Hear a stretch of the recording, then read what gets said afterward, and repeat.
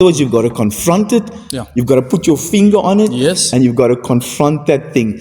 Unforgiveness, bitterness, anger, those are imaginations or arguments that we are making. And it's as if we're using the argument against God's mind or God's word, Pastor.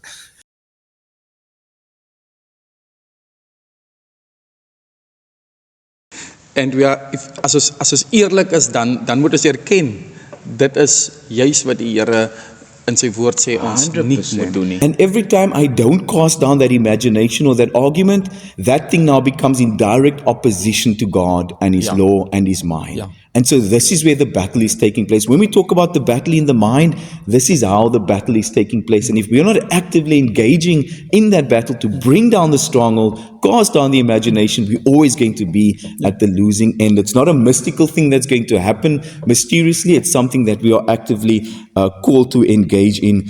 How do we bring every thought into captivity unto the obedience of Christ? As I mentioned, we pinpoint that thing, we put a finger on it, we check it, and when it's not in line with the Word of God, it's our duty, no matter how hard or painful or challenging, it's our duty to bring that thing under subjection and then do what the Word says. Net so. If it's forgive, forgive.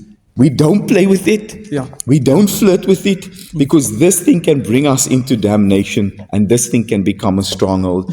Now, what does Paul mean when he says that this is against the knowledge of God? What is he talking about? Carnal and worldly way of thinking or worldly ways of thinking and doing are arguments that are against the mind and methods of God, as we just explained. Yeah. So when you want to debate or reason with or against God, when we want to justify these imaginations or arguments that we just mentioned, we, in other words, in essence, are saying that we have a better way, and we're exalting that way against the knowledge of God. The knowledge of God is the revealed mind, will, and intentions of God. We've got it, Pastor. It's all given to us and written in the book. Paul speaks in 2 Corinthians 10.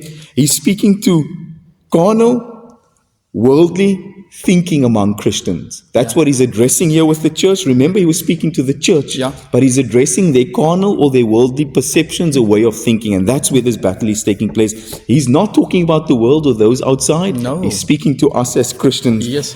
They were the ones with strongholds in their minds and in their hearts. They were the one who had incorrect perceptions or thinking that was going against the word of God. They were the ones making arguments against his minds and methods, and that's what was being addressed here. And much like today in the modern church, many are sitting with these strongholds, imaginations, and arguments that must be brought low.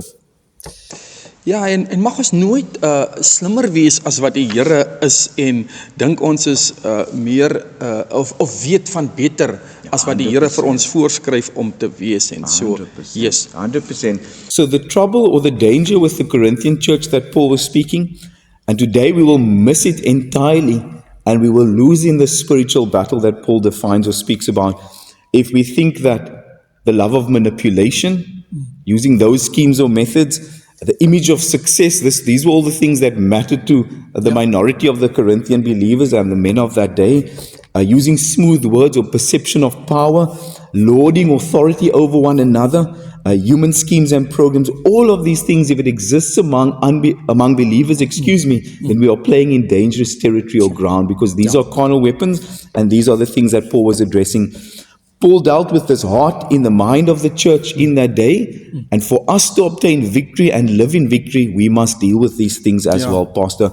Nothing is more opposed, it was John Calvin who said this. He said, nothing is more opposed to the spiritual wisdom of God than the wisdom of the flesh. And nothing is more opposed to his grace than man's natural ability. Ja, en hoe bring ons elke gedagte tot gehoorsaamheid aan Christus? Hoe onderwerp ons elke gedagte tot gehoorsaamheid aan 100%. aan Christus? It's simple to battle against this carnal way of thinking and perception, to bring our thoughts under subjection and captive to the obedience of Christ, as I said, and it's simpler than we think, Pastor Reggie. Ja. When we start to think in a carnal way, when we start to harbor carnal ways of thinking in the mind, and we know when it's become an imagination or an argument, we know when that thing plagues us, we know when that thing has hold of power over us, we know when that thing doesn't want to let us go. Dit is gewoonlik wanneer jy dit oor en oor in jou gedagtegange laat herhaal en dat jou gees besoedel of die vrede verdryf of jou bitter maak of 100%. ongelukkig maak. Dis eenvoudig. As we said earlier, once we know the word or the mind of God, and through this study as we're doing it, conform ourselves to his mind by the renewing of our mind by the word. That's how we renew the mind, so that the mind can be conformed to his mind. But once we have knowledge of his mind, we have no reason or excuse or justification That's so. not to then conduct ourselves accordingly. Yeah. So how do we bring everything into captivity, every thought or imagination or argument into captivity, Pastor? Once I've identified that thing and I know it exists in my heart and mind, and once I see his mind says forgive, his mind says love, his mind says don't be bitter, his mind says love and bless and serve and honor one another. All of those is his mind. I must now choose by a force. Paul says, I beat my body and bring it under. Ja, en ons moet daai gedagtes dan doelbewus, ons moet dit stop en ons moet beheer oor dit vat in die naam van die Here, en ons moet verander word om nie soos die wêreld te wees, om anders as die wêreld te wees, te dink en op te tree, en ons gedagtes, ons denke moet volgens Romeine 12 vers 2 moet vernuwe word deur die woord van die Here. 100%. We must choose to stop those thoughts, Yes, sir. and we must choose to behave according to the word of God. That's what it means to bring it under or into the obedience of Christ. Examples of imaginations or thoughts that is exalted or that has become high things and it's now exalted. I'll make a few of those examples. Thoughts of unforgiveness, as we spoke of to wrap up this time together. Thoughts of anger, thoughts of fear, Vrees, thoughts of greed, thoughts of bitterness, evil thoughts, thoughts of jealousy. That's very prevalent among us. Kompetisie teen ander en Thoughts of wanting to elevate yourself and place yourself above others in the body of Christ. All of these things, these are a few examples, but all of these things we've listed or mentioned, these are imaginations or arguments that are exalted above the knowledge of Christ and have become high places, and we must refute it. En ek dink, Brother Colin, dis belangrik dat elkeen in sy eie lewe moet kyk, eerlik met homself moet wees, eerlik voor die Here moet wees, in sy eie lewe moet kyk en dan alles wat in jou lewe is, dit bidend voor die Here bring, oorgee aan die Here en hom toe te laat om deur die krag van sy gees met die geestelike wapens in 'n geestelike geveg oor dit te triomfeer, want die Here wil ons op 'n pad van oorwinning plaas oor alles wat teen ons kom. 100%. And I want to make this final comment, Pastor, when it comes to living in victory, because it's biblical truth, it's fact in the lives of men and women who have sought the Lord for deliverance and today walk in victory, and it's possible for every child of God. But these thoughts I want to leave with you.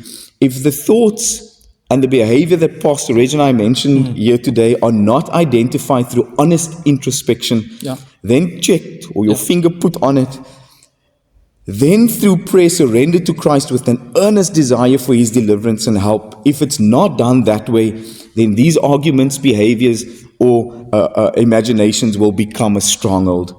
A strong thought or desire contrary to God's mind or intention for you that has gained power over you is the thing we must be careful of. En nie net is dit hartseer nie, maar dit is ook onnodig, dit hoef nie te gebeur nie. Ons hoef nie toe te laat dat dit 'n vesting en 'n houvas op ons lewens het. It becomes so strong that it causes you to behave contrary to God's mind. It's now got power over you. Now, how would Paul have dealt with this behavior in his day? And how must we confront it? In verses 6, and I found this very baffling. He says, and having a readiness to revenge all disobedience when your obedience is fulfilled, in the King James. The Amplified Version says, being ready to punish every act of obedience when your own obedience as a church is complete. What was Paul saying here? And what was Paul prepared to do when he visited the church? Now it is clear that Paul was ready to confront the Corinthian Christians and to pull down the strongholds among them. So Paul was at a stage where he was ready to confront this, and we must be at that place where we firstly confront it. I found it interesting to learn that commentators think the phrase that he uses here, to punish, because Paul is saying, I'm ready to come and punish this disobedience. 100%. Commentators use this phrase, to punish all disobedience. It's taken from a military court or from a Roman military court. And in the context, Paul is saying that we as soldiers together, and that is the heart of this time we're spending here and this message. He's saying we are all soldiers together in this battle. It doesn't mean it's a bad thing when we discipline it. Paul is saying we're all soldiers together in this battle, and we must discipline this thing. We must break this thing. We must move beyond this thing. So ons het persoonlike verantwoordelikheid oor onsself, maar ons het ook 'n verantwoordelikheid teenoor mekaar 100%. as 'n liggaam van Christus. 100%. And that's where we're together going to live as overcomers. Now, when he speaks of when your obedience is fulfilled, and I'll wrap up with this, Paul sees no point in coming to confront disobedience among the believers until those who have obeyed Jesus made up their mind to do so. So what Paul is saying here in verses 6 is that I'm ready to come and confront this. I'm ready to come and pinpoint these strongholds so that I can. Maar eers moes hulle bereid wees om in gehoorsaamheid aan die Here te leef. Yes, he's saying until you've made up your mind that you're going to change this, the imaginations, the arguments that you've made up here, which has now become high places and eventually become strongholds, and that's what's causing you to lose. He's saying until you make up your mind. So ek voel ons as die kinders van die Here moet hierdie vestings in ons lewens konfronteer. En die skanse wat opgewerp word teen die kennis van God moet ons identifiseer in ons lewens, want hulle verhinder dat jy as kind van die Here in oorwinning kan lewe. And this is our call to you as a believer today. This is our God-given duty towards one another as well as personally. Pull down any stronghold. Destroy any and every imagination or argument that you've permitted or allowed in your mind that has now become a high place and that is exalting itself against the knowledge of Christ. Pull it down, bring it or take it captive. And we've taught you on the show today how to do that. This is the key. Yeah. And this is the road to victory. But as long as we harbor those arguments or imaginations, and as long as we use it as an excuse or as justification to behave in a carnal way, Pastor, we're always going to be victims. And we're always going to lose. Terwyl die Here ons op 'n pad van oorwinning wil lei. 100%. God has made it possible, and He wants each one of us to live in victory. Today, He has again showed us how and what the keys are to that life of victory. Amen.